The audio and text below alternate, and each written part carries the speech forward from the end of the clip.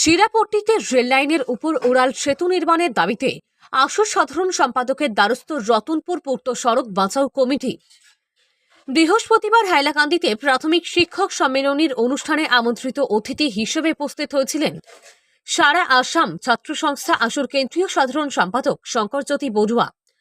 অনুষ্ঠান শেষে ছাত্র সংস্থার হাইলাকান্দি জেলা কমিটির কর্মকর্তাদের সঙ্গে নিয়ে হাইলাকান্দি শহরের সিরাজপট্টিতে রেল লাইনে বন্ধ করে দেওয়া রতনপুর পূর্ত সড়কটি পরিদর্শন করেছেন।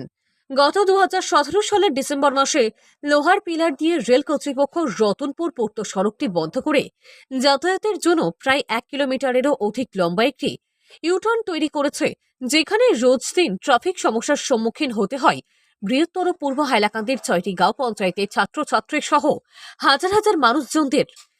ছাত্র সংস্থার কেন্দ্রীয় সাধারণ সম্পাদক সরেজমিন পরিদর্শন করে রতনপুর পূর্ত সড়ক বাঁচাও কমিটির কর্মকর্তাদের সঙ্গে এক বৈঠকে মিলিত হন।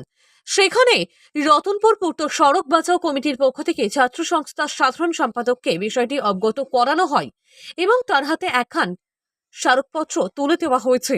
বৈঠক শেষে ছাত্র সংস্থার কেন্দ্রীয় সাধারণ সম্পাদক শঙ্করজ্যোতি বড়ুয়া সাংবাদিকদের মুখোমুখি হয়ে বলেন, হাইলাকান্দি জেলার অত্যন্ত ব্যস্ততম রতনপুর পূর্ত সড়কটি রেল কর্তৃপক্ষ লোহার পিলার দিয়ে বন্ধ করে দেওয়ায় চরম অসুবিধার সম্মুখীন হয়েছেন বৃহত্তর পূর্ব হাইলাকান্দি এলাকার জনগণ। এখানে সম্পূর্ণ অবৈজ্ঞানিকভাবে 1 কিলোমিটারেরও অধিক লম্বা একটি ইউটার্ন তৈরি করে দেওয়া হয়েছে, যেখানে ছাত্রছাত্রী ও রোগী সহ জনসাধারণ চরম দুর্ভোগ পোহাচ্ছেন।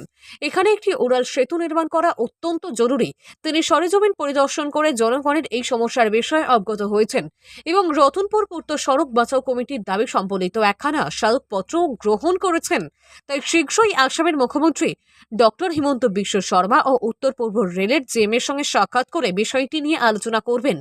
সর্বাবস্থায় সারা আসাম ছাত্র সংস্থা এই গণদাবি পূরণে পূর্ব হাইলাকান্দির জনগণের সঙ্গে রয়েছে বলে জানিয়েছেন শঙ্কৰজ্যোতি বড়ুৱা। বলে যাওঁ এতিয়া আমি হাইলাকান্দিকে ধৰি অসমৰ 34খন জিলাত এতিয়া বানে বিধ্বস্ত ৰূপ সৃষ্টি কৰিছে।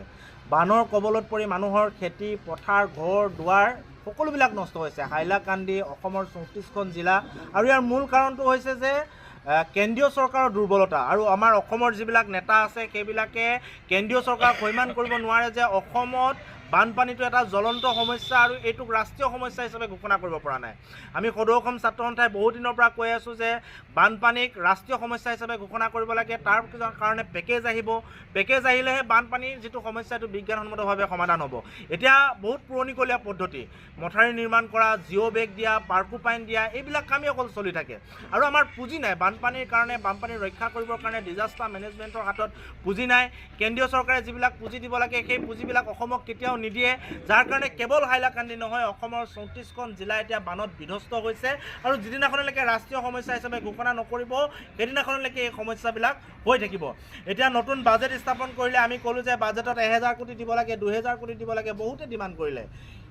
কিন্তু আপুনি বাজেট যেতিয়া ঘোষণা কৰিলে তাত দেখিলে বিহাৰক 11,500 কোটি টকা দিলে, অসমক 1 টকাও নিদিলে। তাৰ কাৰণ কি? বিহাৰৰ পৰা নীতিশ কুমাৰে চৰকাৰ গঠনত তেখেতসকলে অংশগ্ৰহণ কৰিছে, যাৰ কাৰণে তেখেতসকলে চৰকাৰ ভাঙি যাব বুলি বিহাৰক তেখেতসকলে পেকেজ দিয়ে, কিন্তু একে সময়তে অসমত মানুহ যেতিয়া ডিঙিলৈকে বানপানীত ডুবি থাকে 1 টকাও পেকেজ ঘোষণা নকৰে। আৰু মোদী ডাঙৰীয়াই প্ৰধানমন্ত্ৰীগৰাকীয়ে ডিঙিত গামোচা লৈ যোগাসন কৰি থাকে। আমি ছাত্ৰ সন্থাই এটা কথা কৈছোঁ যে ডিঙিত গামোচা লৈ যোগাসন কৰি অসমৰ কাৰণে মৰম দেখাব নালাগে। আমাক অসমক বানপানীৰ সময়ত 1000 কোটি পেকেজ দিয়ক, বানপানী সমস্যাটো স্থায়ী সমাধান কৰি দিয়ক আৰু আন আন যিবিলাক সমস্যা আছে সেই সমস্যাবিলাক সমাধান কৰি আমাক অসম প্ৰেম দেখাওক। তেতিয়া ডিঙিত গামোচা নল'লেও চলিব। ডিঙিত গামোচা লৈ অসম প্ৰেম দেখাই বানপানী আহিলে বিহাৰত পইচা দিব, এই কথা বতৰাবিলাক কেতিয়াও হ'ব নোৱাৰে। আৰু যিদিনাখনলৈকে ৰাষ্ট্ৰীয় সমস্যা ঘোষণা নহ'ব, কেন্দ্ৰীয় 1000 কোটিতকৈ অধিক পেকেজ নিদিব, বিজ্ঞানসন্মতভাৱে এই সমস্যাবিলাক সমাধান নকৰিব, সেইদিনাখনলৈকে কেৱল হাইলাকান্দিয়ে নহয় অসমৰ প্ৰতিখন জিলাই আমি বানত ককবকাই থাকিব লাগিব আৰু যিয়ে আমাৰ অৰ্থনৈতিক অৱস্থাটোৰ আটাইতকৈ ক্ষতি কৰি আহিছে। আজি সদৌ অসম ছাত্ৰ সন্থাৰ কেন্দ্ৰীয় সমিতিৰ এটা দলে আৰু লগতে হাইলাকান্দি জিলা ছাত্ৰ সন্থাৰ এটা দলে আমি হাইলাকান্দিলৈ আহিছিলোঁ আৰু হাইলাকান্দিলৈ অহাৰ পাছত এটা ৰাজহুৱা সমস্যা লৈ আমি আলোচনাত মিলিত হওঁ আৰু উক্ত ৰাজহুৱা সমস্যাটোৰ সন্দৰ্ভত সদৌ হাইলাকান্দি জিলা ছাত্ৰ সন্থা আৰু ৰতনপুৰ ৰোড পূৰ্ত সড়ক বাচাও কমিটি তেখেতসকলৰ লগত যৌথভাৱে আমি আলোচনাত মিলিত হওঁ, বিভিন্ন ৰাইজক লগ পাওঁ আৰু এটা দীৰ্ঘদিনীয়া সমস্যা 2017 চনৰ 5 ডিচেম্বৰ তাৰিখে সমস্যাটোৰ সৃষ্টি হৈছিল। তেতিয়াৰ পৰাই ৰাইজে এই সমস্যাটো লৈ যুঁজি আছে যে যিটো ৰতনপুৰ চিৰাজপতি ৰোড আছিল, যিটো ৰাস্তা আছিল, সেই ৰাস্তাটো ৰেলৱে ট্ৰেকৰ মাজেৰে অহা এটা ৰাস্তা আছিল আৰু প্ৰায় 200 বছৰতকৈ পুৰণি এটা ৰাস্তা, যিটো ৰাস্তা ৰেলৱে আচলতে কিছুমান লোহাৰ খুঁটা আইৰণ পিলাৰ পুতি সেই ৰাস্তাটো বন্ধ কৰি দিছে আৰু এটা ইউটাৰ্ণৰ সৃষ্টি কৰিছে খুব ঠেক, যিটো খুব অবিজ্ঞানসন্মত হৈছে, আনচাইণ্টিফিক হৈছে আৰু জনসাধাৰণৰ বহু সমস্যাৰ সন্মুখীন হ'বলগীয়া হৈছে। ট্ৰেফিক জামকে প্ৰমুখ্য কৰি ছাত্ৰ ছাত্ৰীসকলে স্কুললৈ যোৱা, বজাৰ সমাৰ কৰা, মানুহে হাইলাকান্দিৰ মূল চহৰখনৰ লগত সংযোগ স্থাপন কৰা, হাইলাকান্দি মূল চহৰখনে এটা যিটো আচলতে শ্বৰ্টকাট ৰাস্তা বুলি ক'ব লাগিব, আমি বিভিন্ন বিশ্ববিদ্যালয়লৈ যোৱা, NIT লৈ যোৱা, পলিটেকনিকলৈ যোৱা আৰু লাখ লাখ মানুহে এই ৰাস্তাটো ৰেলৱে পিলাৰ পুতি বন্ধ কৰি দিয়াৰ কাৰণে সমস্যাৰ সন্মুখীন হৈছে আৰু সেই সন্দৰ্ভত আমি আলোচনা বিলোচনা কৰোঁ। 2017 চনৰ পৰা প্ৰতিবাদ কৰি আহিছে, অসম চৰকাৰক জনাইছে, ৰেলৱে বিভাগে জনাইছে, DPR প্ৰস্তুত কৰা বুলি কয়, DPR কাৰণে পুঁজি আমন্ত্ৰণ কৰা বুলি কয়, তাৰপিছতো কিন্তু আজিলৈকে কাম আগবঢ়া নাই। গতিকে এই কথা বতৰা সন্দৰ্ভত আজি ছাত্ৰ সন্থাৰ লগতো এক আলোচনাত মিলিত হয়।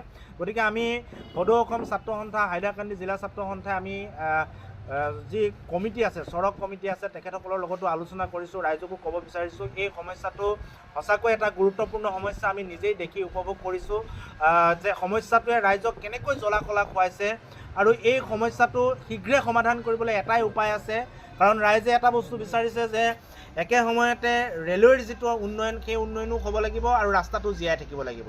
গতিকে এইটো এটা খুব সুন্দৰ কথা আৰু তাৰ কাৰণে সমাধানৰ এটাই উপায় আছে, ফ্লাইঅভাৰ হ'ব লাগিব, অভাৰব্ৰিজ হ'ব লাগিব আৰু এই অভাৰব্ৰিজ আৰু ফ্লাইঅভাৰ যদি বনাই দিয়া হয়, এই বহু পুৰণি ৰাস্তাটোৰ মৰ্যাদাও অক্ষুণ্ণ থাকিব, ৰাইজে সমস্যাৰ পৰা মুক্ত হ'ব আৰু ৰেলৱেও আচলতে নিজামতে ধুনীয়াকৈ কাম কাজ কৰিব লাগিব। দুৰ্ঘটনাৰ পৰা আৰম্ভ কৰি ৰাইজে যিখিনি সমস্যাৰ সন্মুখীন হৈ আছে, সেই সমস্যাখিনিৰ পৰা আচলতে তেওঁলোকে পৰিত্ৰাণ পাব।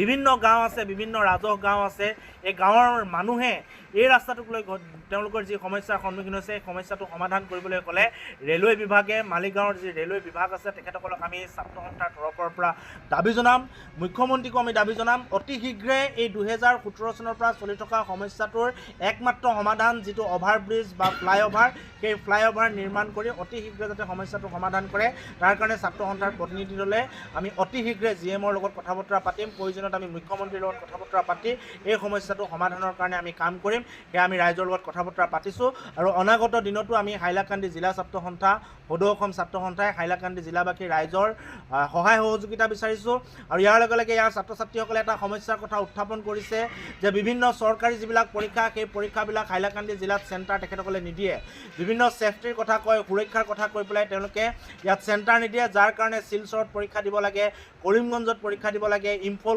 ইম্ফল বৰ্ডাৰত গৈ পৰীক্ষা দিব লাগে, মিজোৰাম বৰ্ডাৰত গৈ পৰীক্ষা দিব লাগে। এই বছৰ CUTৰ এক্সাম চেণ্টাৰ মানে তেনেকুৱা হৈছিল ছাৰ, হৈছিলে হয়।